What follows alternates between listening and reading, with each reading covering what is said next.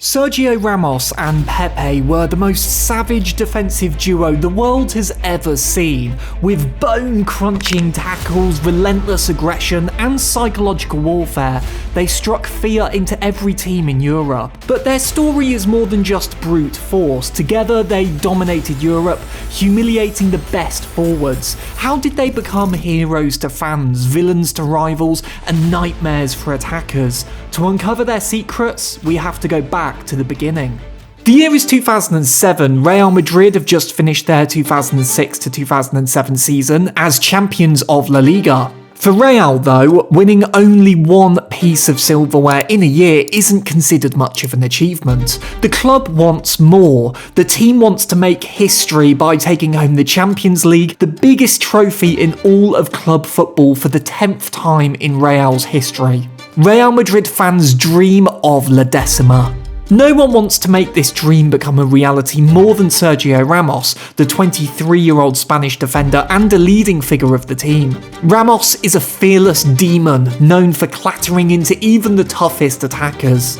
But he's also versatile. He switches often to the right-back position, but has occupied the centre-half role for the past 2 seasons. One of the most important assets Ramos brings to the table, beyond his skills, is his brain. The man has a keen eye for spotting the right plays and directing the defence to shape up in a way that blocks off avenues of attack before the opposing team even enters the Real half. He's a backline mafia boss commanding his goons, and every Don needs an enforcer by their side. A defensive line is like a chain. If one link breaks, the whole thing falls apart. Real know it's not enough to have just one beast if you want to challenge for the biggest honours out there. They needed another mad dog to fill in the ranks, a Cerberus guarding the goal. In the summer, Real Madrid signed a player by the name of Pepe on a 5-year contract. At first glance, you might not think much of the Portuguese centre-back. Sure, he's fairly tall, at 6'2", and bold. That's scary, right? But could you pick him out of a crowd?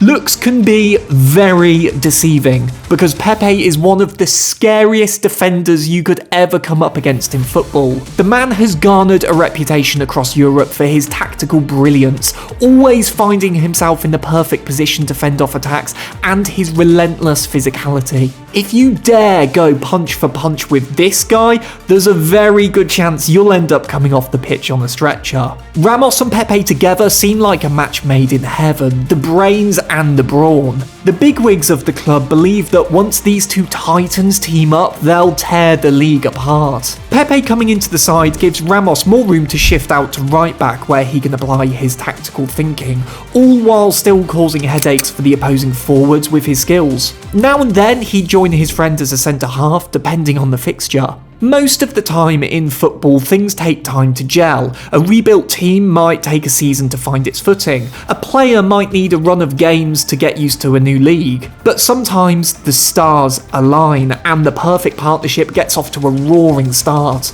Right from the word go, everyone can see Ramos and Pepe are an unstoppable duo. Ramos brings his leadership, versatility and uncanny ability to read the game, while Pepe smashes into attackers with unstoppable force and raw energy. These two cook up more chemistry on the pitch than Heisenberg in his lab. But most importantly, they both understand how important glory is to the other. When they play together, they play to win, or they don't play at all. Can you think of any defensive partnership with more hunger to win? Let us know in the comments. A new era of defensive resilience for Real Madrid is about to begin.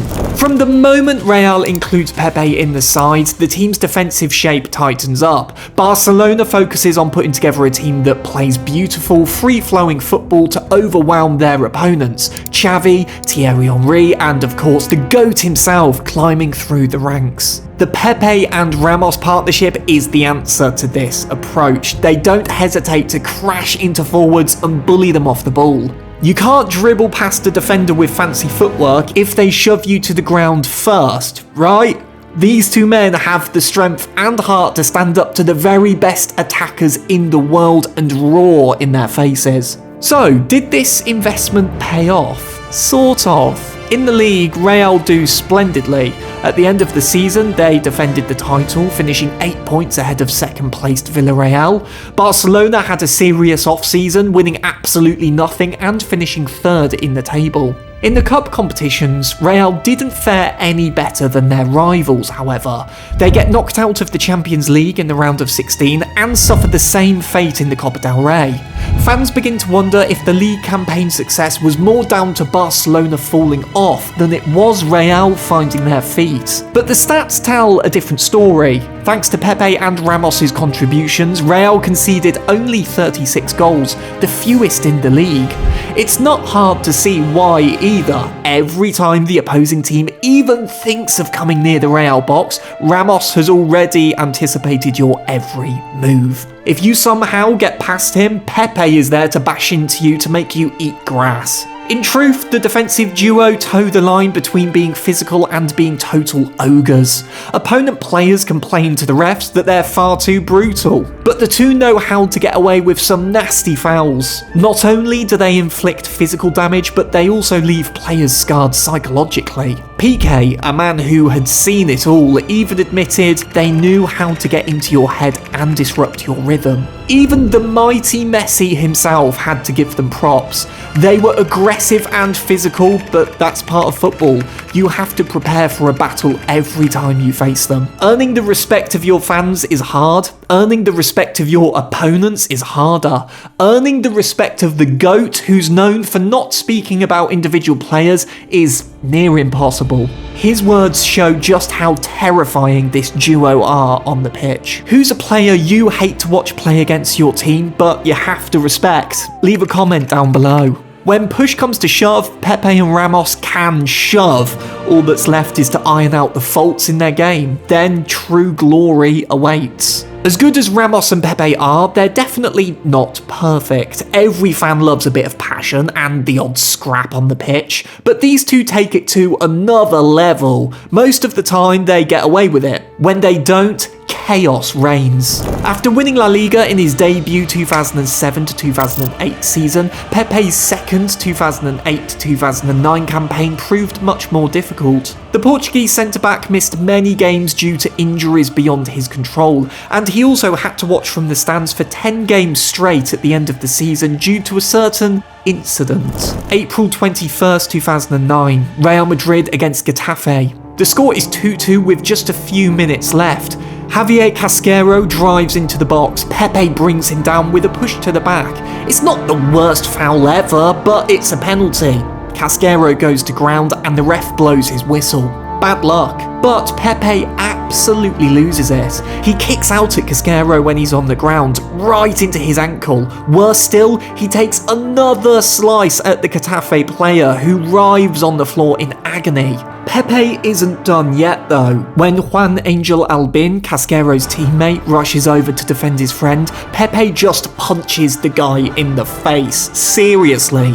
Pepe is shown probably the craziest red card of all time and receives a 10-match ban for violent conduct. Getafe misses the penalty and Real wins 3-2 by a goal of Higuain in the dying seconds of the game. And 9 points behind Barcelona. But don't think for a second that Ramos is some angel either. The man earns a reputation in Spain for receiving red cards for his brutal tackles and savage style of play. He still holds the record for the highest number of red cards in La Liga. In the first El Clasico fixture of the 2010 to 2011 campaign at Camp Nou, things aren't looking great for Los Blancos by the end of the 90 minutes. They're 5-0 down. A frustrated Ramos recklessly tackles Messi to the ground. Messi tumbles and his teammates race over to protect him. Puyol gets in Ramos's face, so the frustrated Spaniard just pushes his hand into his face. He shoves Xavi too, just for good measure. A brawl and red cards fly out of the ref's pocket.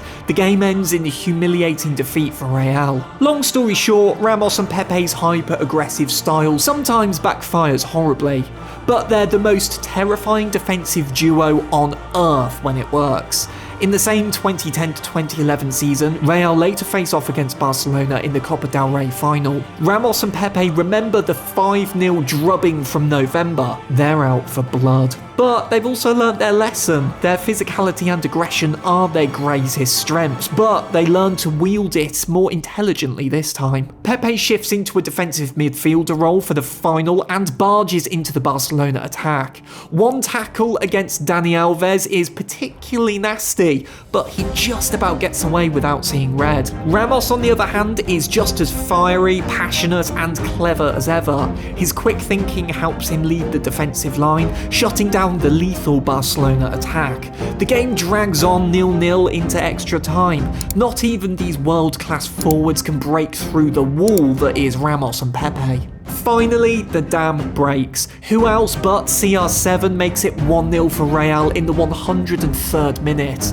Ramos and Pepe see out the final few minutes, and minutes later, they lift the Copa del Rey trophy. It's Real's first Copa del Rey victory in 18 years. Pep Guardiola is known for cheekily praising his opponents when they're at their worst. When he says that Ramos and Pepe are always a challenge to play against because they're so well organised and determined, everyone knows he means it. Remember, Real's ultimate goal is still to win La Decima. League titles and Copa del Reys are great, but the Champions League will always be the real apple of Real Madrid's eye. Real is determined to become the very first club to make double-digit wins in the competition. They believe Ramos and Pepe are the men to make that dream come true. Between 2007 to 2008 and 2013 to 2014, Real Madrid added some real quality to the side up top. Karim Benzema, the striker who had made Lyon into a powerhouse of French football, Gareth Bale, an exciting winger who had dazzled the Premier League, who signed for Real in 2013, and of course the legendary CR7, whose feats speak for themselves. This front three, known as the BBC Trio, have the potential to dominate Europe. With a solid defence as a foundation, they could lead Real to the promised land. Benzema, Bale and Ronaldo can reach for the stars by standing on the shoulders of giants. Those giants' names are Ramos and Pepe. No two men offer a more resilient defence than this duo. What was the most brutal tackle you saw from these two during their time at Real?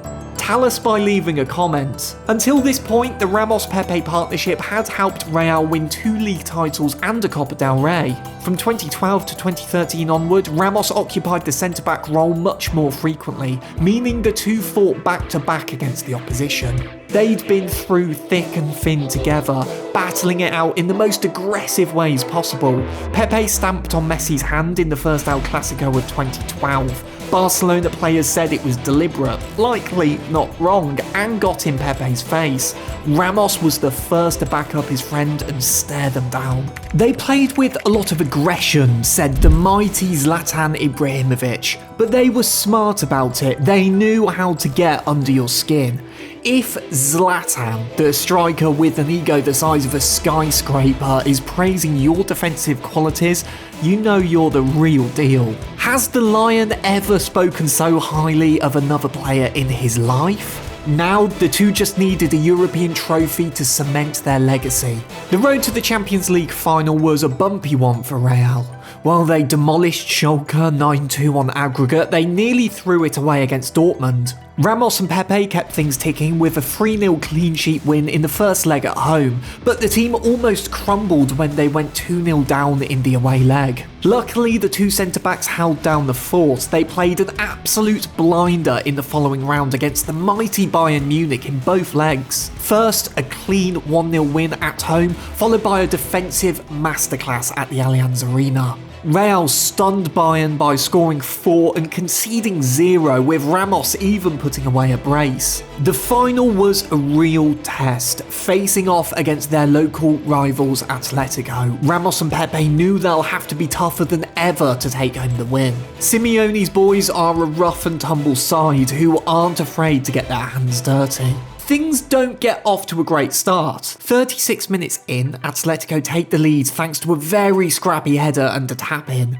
It's a rare moment of defensive frailty from the back line, but it comes at the worst possible time. Normally, Real can rely on their lethal front three to make up the difference, but not even the BBC can break through Atletico's rock-solid defence. With the added time in the second half, the Decima dream is about to die. The seconds tick away.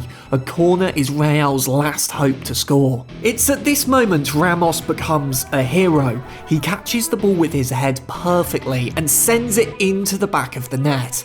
In their darkest hour, when Real need a goal more than ever, it's a centre-back who flies in to save the day. The header sends the game into extra time. Ramos's late-game heroics break the Atletico players' resolve, and they crumble. Bale, Marcelo and Ronaldo all score 4-1 to Real. La Decima has come. Ramos and Pepe are the titans at the back who made it happen. Real Madrid end the 2013-2014 season with a Copa del Rey trophy and their 10th Champions League title. But Ramos and Pepe aren't done yet. They keep the dream going in 2015 to 2016 with a brilliant run through the Champions League, topping it off with another win in the final against Atletico, making La Undécima come true. The following 2016 to 2017 is sadly the final chapter of the Ramos-Pepe partnership. Their defensive solidity helps their team win La Liga, 3 points clear of Barca. Injuries keep Pepe out of the side for a lot of the European campaign, only making a few appearances here and there. Ramos is the mainstay captain of the side, however, staying fit as a fiddle throughout. His brilliant defensive skills keep the ship afloat and see Real beat Juventus 4-1 in the final. By the end of 2016 to 2017, Ramos and Pepe have won 3 La Liga titles, 2 Copa del Rey and 3 Champions League trophies. Real fans love every second of this glorious era. But every dream must end. It's time for them to wake up. 10 years after joining Real, Pepe decides his time at the club is over. He joins the Turkish club Besiktas in 2017, marking the end of one of the most legendary centre-back partnerships in football history. Real fans and many neutrals salute him as he leaves Madrid. Pepe was instrumental in restoring the club's prestige on the European level. Even rival fans, the same ones who accuse him of being a mindless thug and hated seeing their team play against him, have to applaud him when he leaves Spain. But no one misses Pepe more than Ramos. The Spaniard decides to stay on at Real without his partner. He was still the key leader of the squad and believed the team still had the potential to achieve even more than it already had.